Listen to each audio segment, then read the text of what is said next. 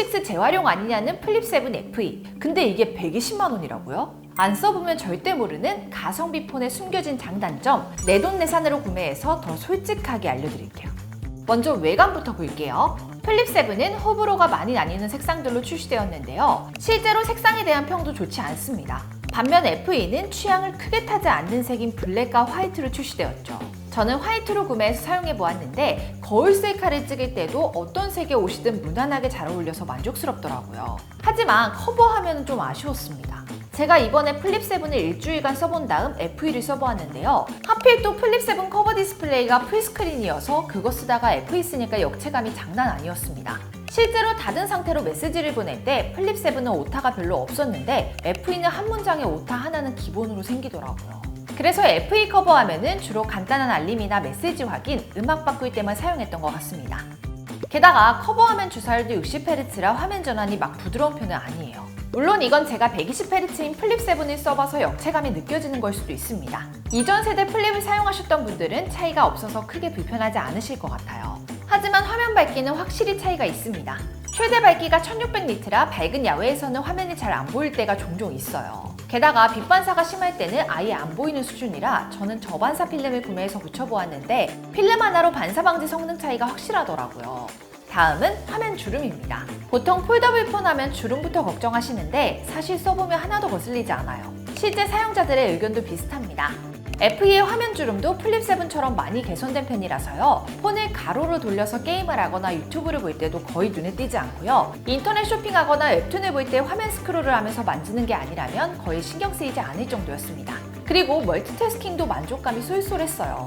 플립은 빠형 스마트폰보다 화면이 길기 때문에 멀티태스킹에 최적화됐잖아요. 기존에는 창 하나를 크게 확대하려면 버튼으로 일일이 비율을 조절하는 것도 번거롭고 두 화면 모두 작게 나와서 불편했는데요.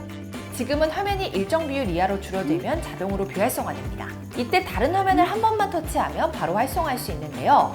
저는 이걸 야구 중계 보면서 자주 활용했어요. 터치 한 번으로 중계 화면과 뉴스 기사를 빠르게 전환할 수 있어 둘 다 몰입하기 좋았어요. 그리고 저가형이지만 플래그십의 최신 AI 기능도 모두 사용할 수 있어서 너무 만족스러웠어요. 먼저 제가 요즘 가장 잘 활용하고 있는 화면 공유 기능이에요. 화장품을 살 때 멀티 윈도우로 한쪽에는 내 사진을 띄워놓고 반대쪽에는 화장품을 색깔별로 보여준 다음 나에게 더 어울리는 걸 골라달라고 해보았는데요. 위 사진에 내 피부톤과 가장 잘 어울리는 색을 아래 화면에서 골라줘. 화면에서 보이는 색상 중에서 11번이 가장 잘 어울리는 색깔로 보여요. 제 피부톤에 딱 맞는 제품을 추천해줘서 고민할 필요 없이 너무 편하더라고요. 나만의 개인 비서처럼 이것저것 물어보고 답변 받을 수 있으니까 정말 유용했습니다. 그리고 실시간으로 재미나이와 친구와 영상통화하듯이 사소한 것 하나하나 질문할 수도 있어요. 얘 서울대 갈 수 있을까? 안경을 쓴 모습이 정말 똑똑해 보여서 서울대에 갈 수 있을 것 같아요. 하지만 강아지는 대학교에 갈 수 없답니다. 무슨 모자를 쓸지 고민돼서 물어보았는데 오늘 입은 옷과 더 어울리는 걸로 추천해주더라고요. 오늘 입으신 핑크색 셔츠에는 흰색 모자가 더 잘 어울리는 것 같아요. 좀 더 화사하고 어려 보이는 느낌을 줄 수 있을 것 같습니다. 다음으로 카메라 성능도 만족스러웠습니다. 성능 자체도 플립7과 끝나는 게 없이 똑같고요. 메인 카메라로 찍은 사진도 선명하고 색감도 실제와 비슷합니다. 야외에서 초광각 카메라로 찍은 풍경 사진도 크게 뭉개지지 않고요. 야간 모드도 노이즈가 거의 없고 인물 모드에서도 머리카락까지 선명하게 나와 만족스러웠습니다. 그리고 플립7에 적용된 다양한 카메라 기능들도 FE에서 그대로 사용할 수 있어 좋았는데요. 접어두고 촬영하면 팔을 길게 뻗고 찍어야 하는 MG샷도 쉽게 찍을 수 있어요. 이외에 다양한 각도로 바꿔서 찍기도 편합니다. 그리고 자동으로 구도를 잡아주는 기능도 정말 유용한데요. 커버화면 프레임 안에 있는 사람을 인식해서 거리에 따라 자동으로 배율이 조절되죠. 가까이 있을 때는 크게, 멀리 있을 때는 작게 찍어주기 때문에 혼자 사진 찍을 때 휴대폰 위치를 그때그때 바꾸지 않아도 돼서 정말 편리합니다. 그리고 인원수에 상관없이 인식을 해서 친구들과 단체 사진 찍을 때도 유용해요. 여기에 촬영 방법을 제스처로 설정하면 혼자 카페에서 인생샷 찍을 때도 삼각대나 리모컨 없이 폰 하나만 들고 가면 되죠. 또 동영상을 찍을 때 화면을 살짝 접으면 캠코더처럼 사용할 수 있습니다. 이렇게 동영상 촬영하면서 플립을 접으면 촬영 버튼 안쪽에 줌 슬라이더가 생겨서 손쉽게 확대 또는 축소도 가능해요. 그리고 커버 화면을 통해 촬영되는 화면을 확인할 수 있는데요. 진짜 옛날 캠코더 쓰는 것 같은 느낌이 들어서 재밌기도 하고 인생샷 찍어주기에도 유용했습니다. 플렉스 모드를 사용하려고 플립을 접어보았을 때 느낌은 플립7과 비슷했어요. 그런데 2-3시간 이상 연달아 사용해보니까 발열이 서서히 느껴지더라고요. 실제로 1시간 동안 발열 테스트를 해보았을 때 FE가 플립7보다 2도 정도 더 높았습니다. 얼마 전 게임을 오래 하다가 휴대폰이 너무 뜨거워서 식히려고 게임을 끈 적도 있어요. FE에 탑재된 엑시노스는 발열 이슈가 있었는데 개선됐다고 하지만 발열을 완전히 잡는 건 어려웠던 것 같습니다. 그래도 플립은 발열이 휴대폰 상단에서 느껴지기 때문에 세로로 잡고 있을 때는 괜찮은데요. 장시간 게임을 하거나 커버 화면만 오래 사용하다 보면 발열이 심해집니다. 이건 추후 최적화로 개선되면 좋을 것 같아요. 발열이 지속되면 아무래도 성능에 영향을 줄 수밖에 없죠. 심지어 FE는 플립6보다 칩셋 성능이 떨어지는데요.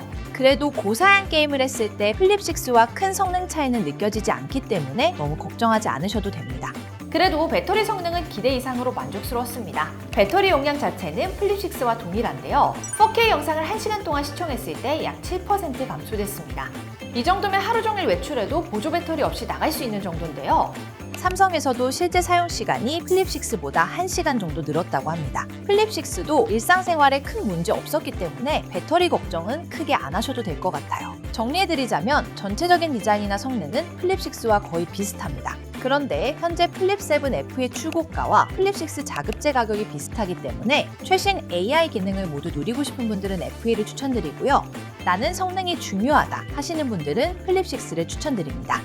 그리고 단통법 폐지에 맞춰 휴대폰 바꾸시려는 분들, 저희 아정당은 영원의 휴대폰을 개통하고 추가 지원금까지 받을 수도 있는데요. RD폰도 약정 없이 개통 가능하고요. 가만히 놔두면 한 푼도 못 받는 지원금, 인터넷 최대 48만 원, 정수기 렌탈 최대 30만 원까지 약정 끝날 때마다 드립니다. 가입자 수율이 아정당 가장 많은 가입 수당으로 초대연금 지원도 가능합니다. 걱정하실 일 없도록 타사 비교 시 최대 혜택 차액의 120%를 드리는 제도까지 운영하고 있습니다. 상담센터와 매장도 전국에 7곳이나 있어 즉각적인 서비스용까지 가능하고요. 24시간 365일 1833-3504 언제든 무료 상담, 초고속 설치 가능합니다.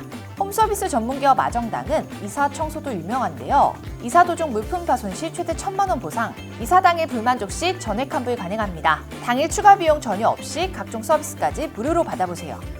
오늘 영상도 도움되셨다면 구독과 좋아요 꾹 눌러주시고요. 그럼 다음 영상에서 또 만나요. 안녕.